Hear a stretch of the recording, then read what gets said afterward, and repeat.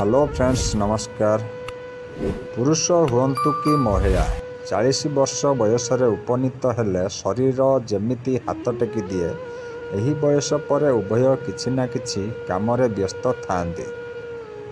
संतान बड़ हेउथांती, क्यारियर उच्चतर थाए एवं शरीर रे मध्य अनेक परिवर्तन आरंभ हो जाए।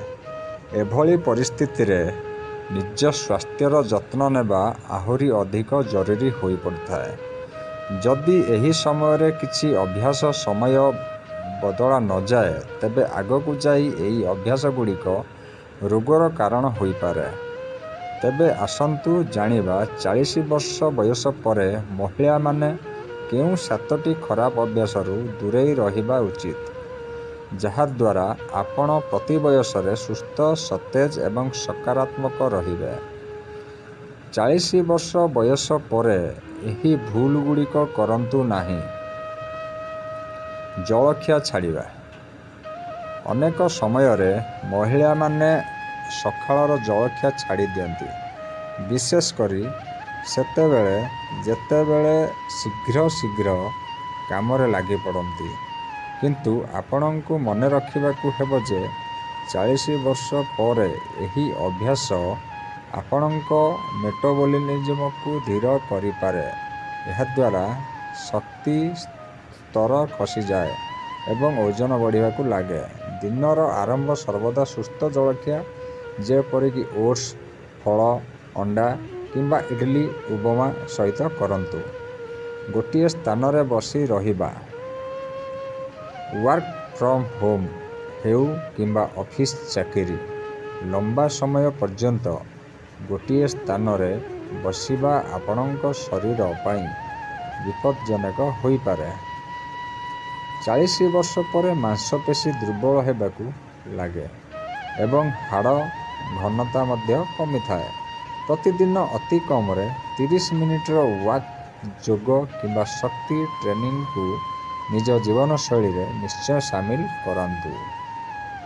घंटा घंटा धरी स्क्रीन उपर लगी रहिबा, मोबाइल, लैपटॉप एवं टीवी अत्यधिक व्यवहार आखिर दृष्टिशक्ति नुहे आपणक निद एवं मानसिक स्वास्थ्य उपर मध्य प्रभाव पकाइता है। लंबा समय धरी स्क्रीन देखिबा द्वारा मुंड बिंधा, बैक पेन एवं निद्राहीनता भली समस्या होई थाए। प्रति 30 मिनिट रे 2 मिनिट विरति नियंतु एवं स्क्रीन ठारू दूरता रखंतु।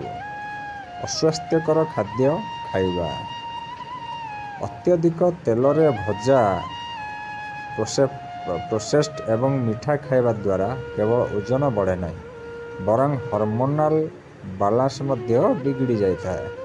40 वर्ष पर यह आहुरी अधिक क्षतिकारक होता है। निज डाएट रे फाइबर, सबुज पनीपरिबा, डाली, शस्य एवं सुस्थ फैट शामिल करंतु। निदरे अवहेला, राति रे विलंब पर्यंत न शोइबा एवं अनियमित निद नेबा 40 वर्ष पर स्वास्थ्यर सबुठारु बड़ शत्रु होई जाए।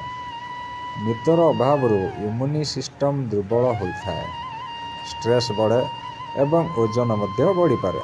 प्रतिदिन 7-8 घंटार निद नियंतु एवं शोइबार एक निर्दिष्ट समय रखंतु। मानसिक स्वास्थ्य एवं बॉडी चेकअप अणदेखा करिबा। 40 वर्ष पर केवल शरीर नुहे मस्तिष्क को मध्य सेतिकी भल पाइबा दरकार। स्ट्रेस, एकुटियापण एवं अधिक चिंता सह मुकाबिला करिबा पाई मेडिटेशन करंतु। खोलाखोली भावरे कथा हुअन्तु एवं समय समय रे स्वास्थ्य जांच निश्चय करंतु। छोट छोट अणदेखा बड़ समस्या सृष्टि करि पारे। धूमपान एवं मद्यपानर अभ्यास, जदि आपण धूमपान करती किंबा बेले बेले मद्यपान करती तेबे 40 वर्ष पर यह उपरे नियंत्रण रखिबा जरूरी।